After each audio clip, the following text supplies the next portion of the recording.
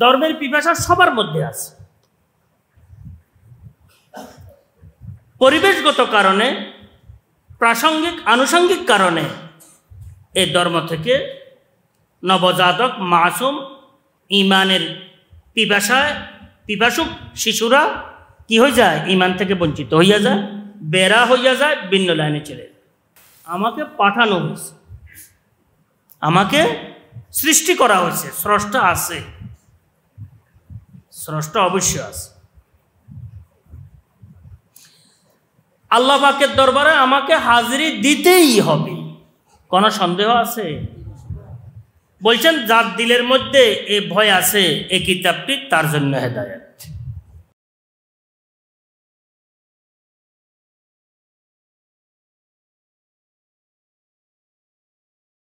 সুবহানাকা লা ইলমা লানা ইল্লা মা আল্লামতানা ইন্নাকা আনতাল আলিমুল হাকিম।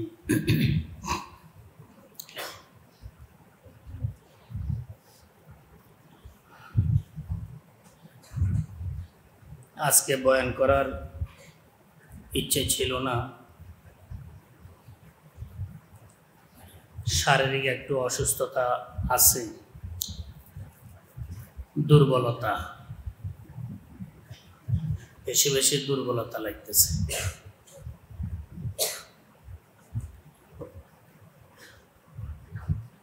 এদিকে আমার মুরব্বী, আমাদের সবার মুরব্বী হযরত মাওলানা ইসহাক ওবায়দী সাহেব সেনবাগ নোয়াখালী, উনি ইন্তেকাল করছেন গতকাল। ইন্না লিল্লাহি ওয়া ইন্না ইলাইহি রাজিউন।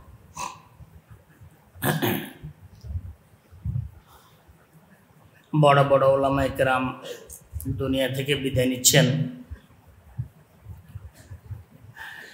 বাংলাদেশ থেকে বিদায় নিচ্ছেন বড় বড় উলামায়ে কেরাম। স্থলে ওনাদের স্থানে, ওনাদের মানের কেউ ওয়ারিশ নাই, স্থলাভিষিক্ত নাই। তো জায়গাগুলা মোটামুটি খালি হতে যাচ্ছে, আর এটাই উম্মতের জন্য বড় ধরনের পেরেশানির বিষয়। কদিম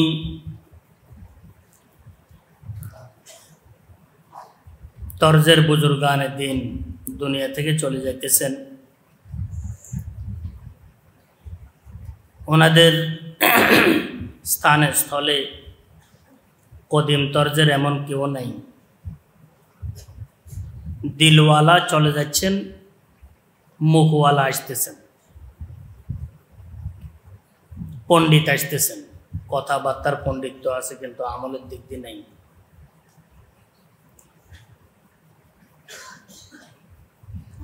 ফেনীতেও মোটামুটি ওলামায়ে কেরাম শূন্য, বুজুর্গানে দিন যিনারা ছিলেন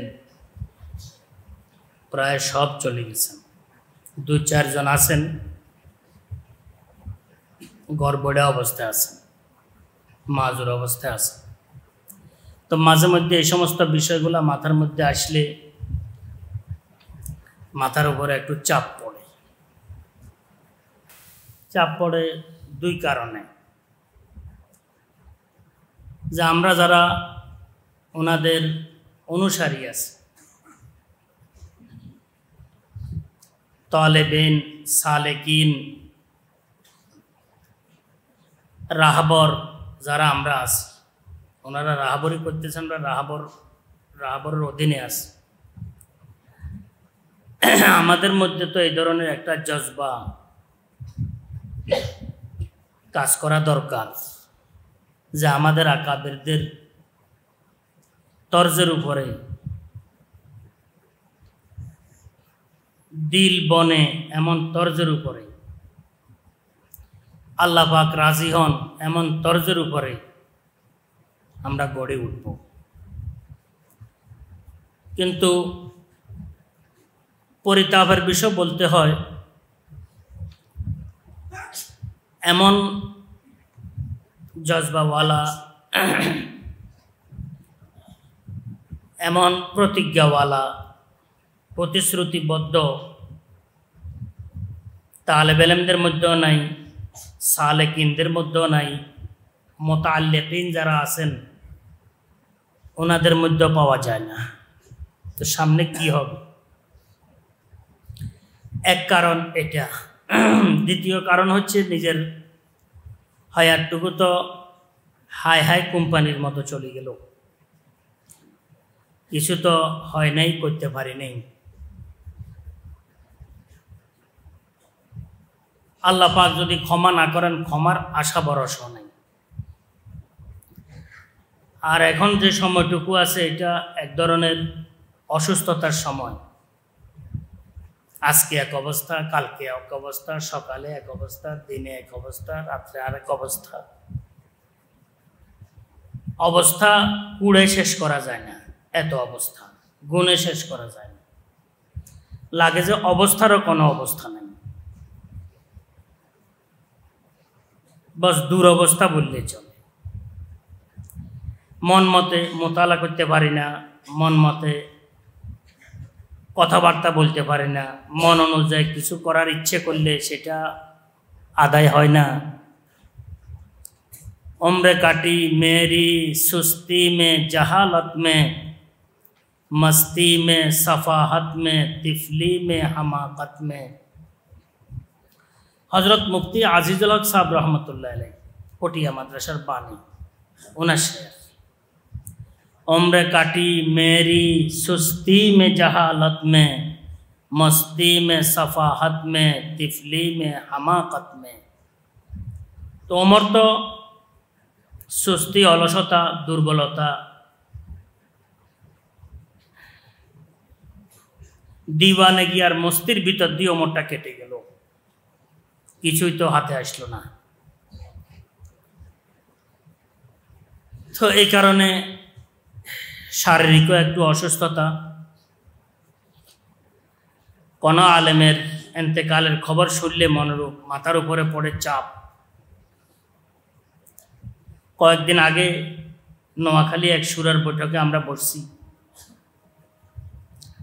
হুজুর তো মোটামুটি টনটন্যা দেখছি আমি, কথাবার্তা খুব পরিষ্কার। হঠাৎ অসুস্থ হয়েছেন, হঠাৎ চলে গেছে। আল্লাহ পাক এই সমস্ত বুজুর্গানে দিনের দারাজাত বুলন্দ করেন। বড় বড় বুজুর্গদের সোহবত পাইছেন, উনি সোহবত গ্রহণ করছেন, বড় বড় বুজুর্গদের সোহবত গ্রহণ করছে। কয়েক বুজুর্গের আবার মোজাজ, এজাজত প্রাপ্ত ছিলেন।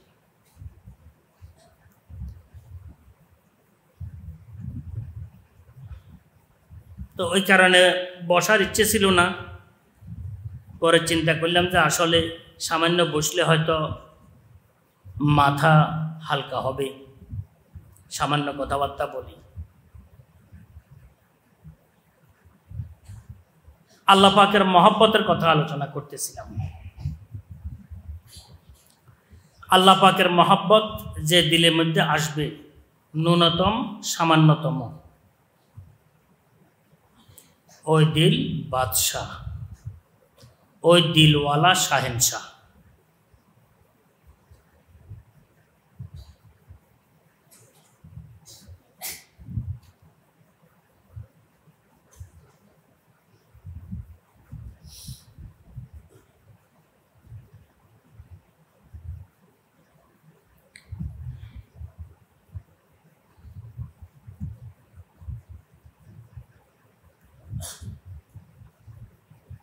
जब इश्क सिखाता है,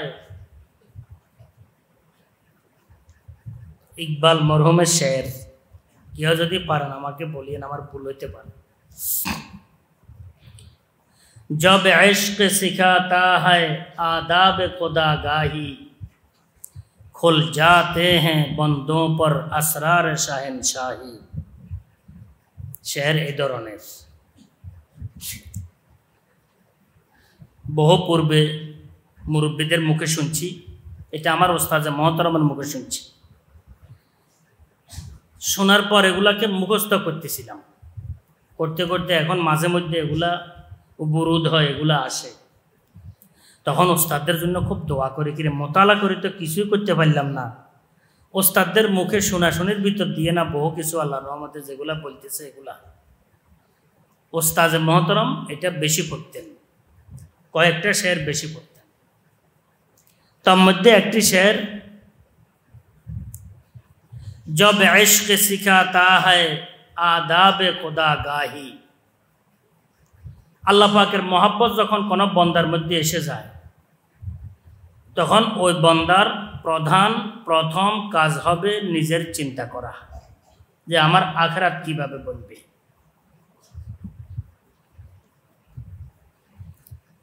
অতিরিক্ত কোনো বিষয় ওই বন্দার মধ্যে আসবে না।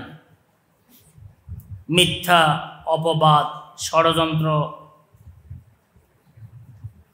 অযথা কথাবার্তা, কাজকর্ম, গীবত, শেকায়েত, অন্যকে কষ্ট দেয়া,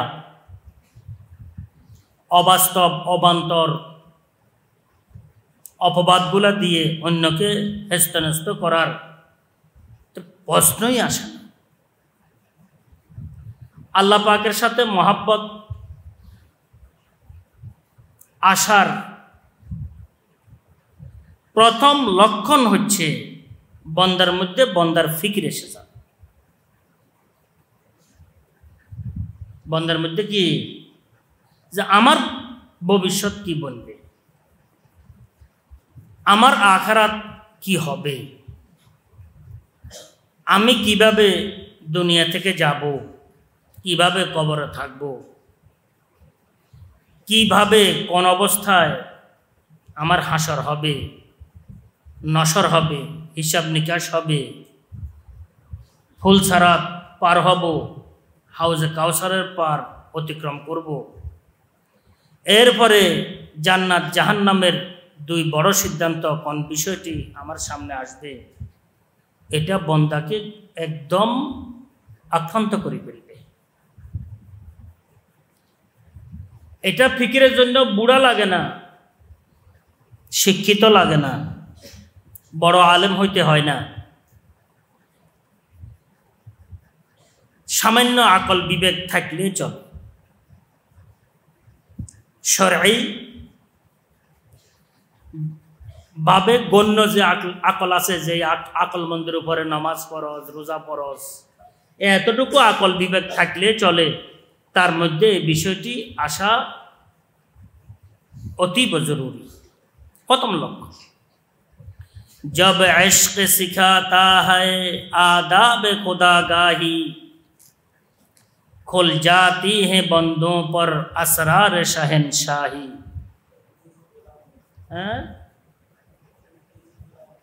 खुलते हैं बंदों पर, नहीं खुलते हैं गुलामों पर। माशाअल्लाह, देखी नहीं इंशाअल्लाह।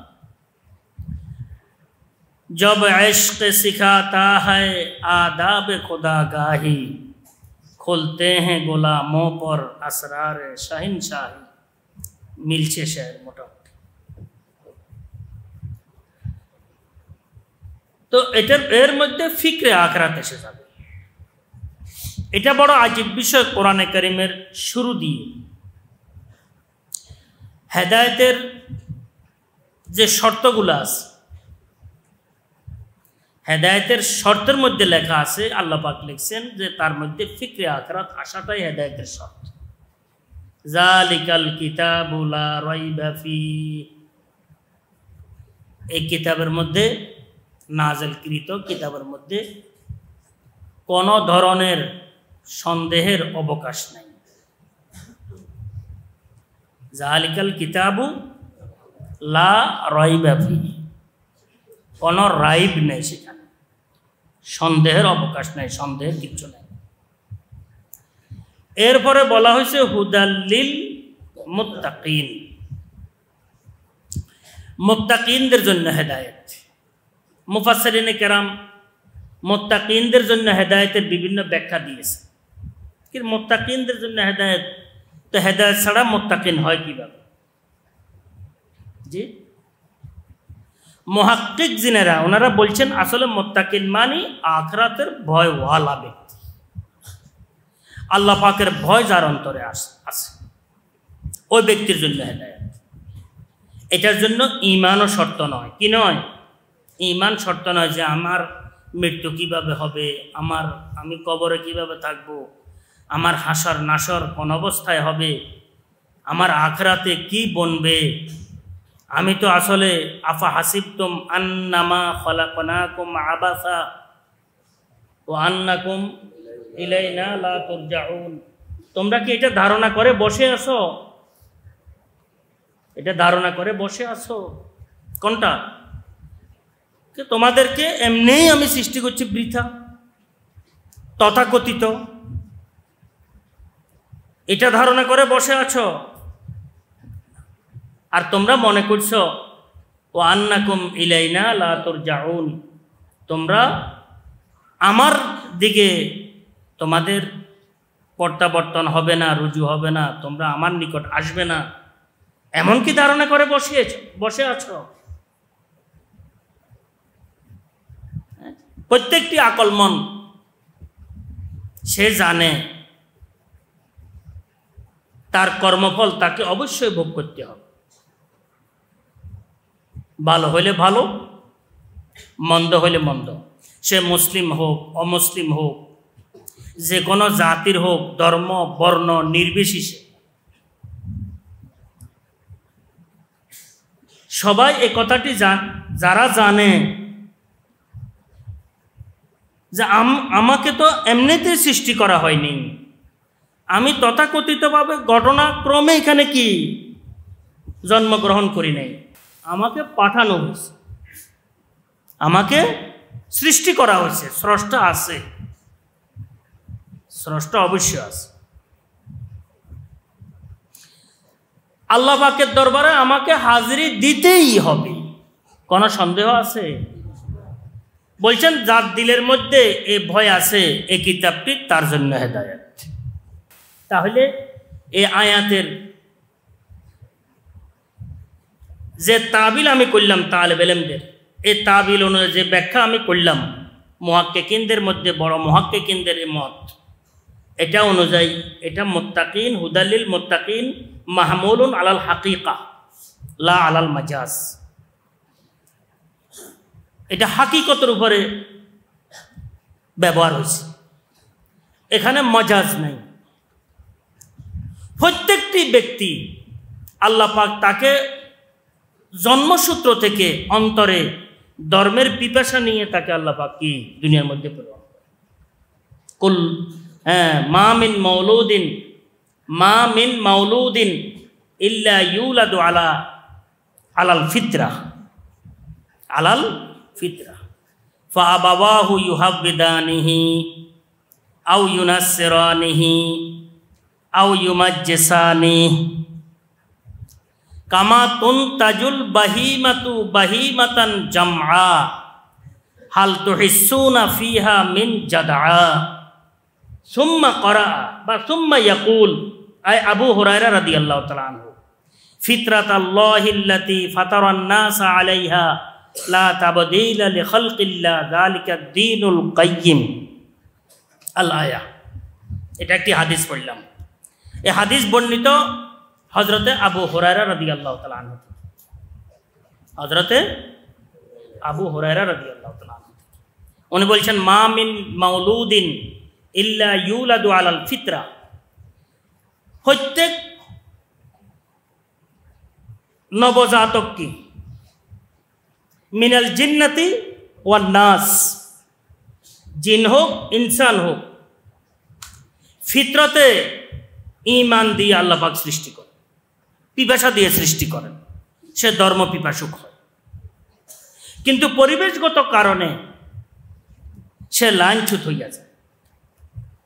অধিকাংশ এই হাদিসের মধ্যে মা এবং বাপকে দায়ী করা হয়েছে,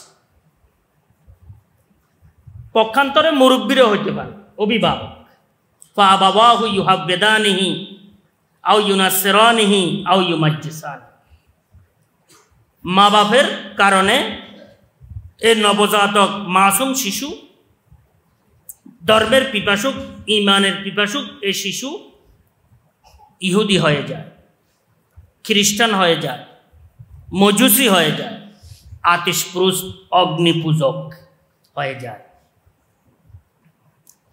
হযরতে সরওয়ারে কায়নাত সাল্লাল্লাহু আলাইহি ওয়াসাল্লাম ইরশাদ করছেন, কামা তুনতাজুল বাহিমাতু বাহিমাতান জামআ হাল তুহিসুনা ফিহা মিন জাদআ। যেমন নাকি একটি পশুর বাচ্চা সঠিকভাবে পূর্ণাঙ্গভাবে সে কি হয়, সৃষ্টি হয়, তখন কোনো এলাকার মধ্যে এটারে কান কাটি দিয়ে ওই নিশানের জন্য এগুলা অমুক ব্যক্তির কান কাটি দিয়ে। এই বহু মহিষ চলতেছে, দেখবেন কোনো মহিষের কান কাটা, কোনো মহিষের লেজ কাটা, কোনো মহিষের মধ্যে শিল আছে। তো এই যে ব্যতিক্রম বিষয়গুলো আসছে, এগুলো জন্মগতভাবে নয়, এগুলো আনুষঙ্গিক কারণে আসছে। কি কারণে আসছে? ধর্মের পিপাসা সবার মধ্যে আছে,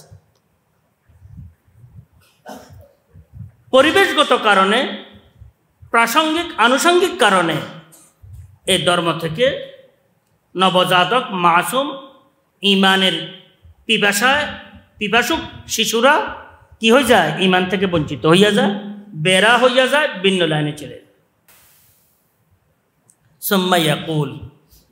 সুম্মা ইয়াকুল এরপরে বলতেন হুজুর সাল্লাল্লাহু আলাইহি ওয়াসাল্লাম নয়, কে বলতেন? হযরতে আবু হুরায়রা রাদিয়াল্লাহু তাআলা আনহু দলিল হিসাবে বলতেন। এই হাদিসের মধ্যে এটা হযরতে আবু হুরায়রা রাদিয়াল্লাহু তাআলা আনহুর থেকে কি জায়েদ।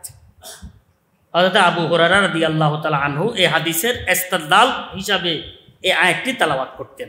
কোন আয়াত? ফিতরাতাল্লাহিল্লাতী ফাতারান নাসা আলাইহা লা তাবদীলা লিখালকিল্লাহ যালিকাদ দীনুল কাইয়্যিম। তারপরে ওয়ালাকিন্না আকসারান নাস লা ইয়ালামুন, যালিকাদ দীনুল কাইয়্যিম পর্যন্ত আছে হাদিসের মধ্যে। আলায়া আছে, আলায়াতের মধ্যে ওয়ালাকিন্না আকসারান নাস লা ইয়ালামুন। আমি আলোচনা করতেছিলাম এই হাদিসকে মিলাইলে আর হুদাল্লিল মুত্তাকিন যদি আমরা হাকিকতের উপর আমল করি তাহলে একদম পরিষ্কার হইয়া যায় বিষয়টি। কথা আর আজকে করতেছি না, আজকে এতটুকু কথা বললাম যে দিনের যদি আল্লাহ পাকের মহব্বতের, ঈমান তো হচ্ছে আবার সবচেয়ে বড় মহব্বত। ঈমান আছে, আল্লাহ পাকের মহব্বত আছে। আমরা কামাই করি নাই, খোদা দাদ আল্লাহ পাক দিয়ে দিয়েছেন, কিন্তু অনুভূতি না থাকার কারণে আমাদের এটার মধ্যে তরুতা আছে কি নাই, ফলন নাই। যদি আমরা কামাই করতাম, মেহনত করতাম, কোরবানি দিতাম, এই ঈমান কত মজবুত হইতো, কত তরতাজা হইতো, তখন বোঝা যেত। জি পাইছি মুক্ত খবরে নাদারত। কি পাইছি? কি খুব লক্ষ্য রাখবেন, ঈমান সবচেয়ে বড় সম্পদ। ঈমান আছে মানে আল্লাহ পাকের মহব্বত আছে। অবা কোরআনে কারীমের মধ্যে অন্য এক আয়াতের মধ্যে আল্লাহ পাক ইরশাদ করেন অন্য জায়গায়, ওয়াল্লাযীনা আমানু আশাদ্দু হুব্বাল লিল্লাহ। আসলে ওয়াল্লাযীনা আমানু আশাদ্দু হুব্বাল লিল্লাহ, ঈমানদারগণ শুধু আল্লাহ পাকের মহব্বত আছে তা নয়, তাদের অন্তরে বহু বেশি মহব্বতওয়ালা। আশাদ্দু হুব্বাল লিল্লাহ, আল্লাহ পাকের বড় মহব্বতওয়ালা ওরা। আল্লাহ তুমি আমাদেরকে মহব্বত দান করো। ঈমান আসছে, আল্লাহ পাকের মহব্বত আসছে। আল্লাহওয়ালাদের সোহবতে থাকার মূলে মালে উদ্দেশ্যগুলোর মধ্যে একটি উদ্দেশ্য হচ্ছে এই সমস্ত অনুভূতিগুলো অর্জন করা। অনুভূতি না থাকার কারণে বহু সময় স্বর্ণ আর টিকরি ছাড়া বুঝেননি, ভাঙ্গা মাটির পাতিলার ছাড়া আছে না, ছাড়ার মধ্যে কোনো পার্থক্য হয় না। বুঝ ব্যবস্থা না থাকলে রেল রাস্তার পাথর আর হীরকখণ্ডের কোনো পার্থক্য তার কাছে থাকে না। বুঝ ব্যবস্থা না থাকলে বিস্কিট আছে না,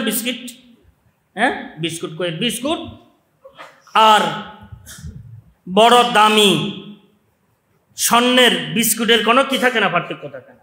পোলা বিস্কুট, স্বর্ণের বিস্কুট একটা দিছে দো, এখন হয়তো বাপ বিদেশ থেকে আসছে, স্বর্ণ নিয়ে আসছে, এখন বাবাকে ফোন ফোন ফোন, এটা খাইতে পারতেন, এটা খাওয়া যায় না, এটা খাওয়া যায় না, এটা লো বেলা বিস্কুট, এটা লো পোলা, এটা কামড়াই সাহায্যে কিচ্ছু নাই, এটা কামড়াই সাহায্যে খুব মজা, তো বিস্কুট এটা ফালাই দিছে, স্বর্ণের বিস্কুটটা, বেলা বিস্কুটটা নিছে।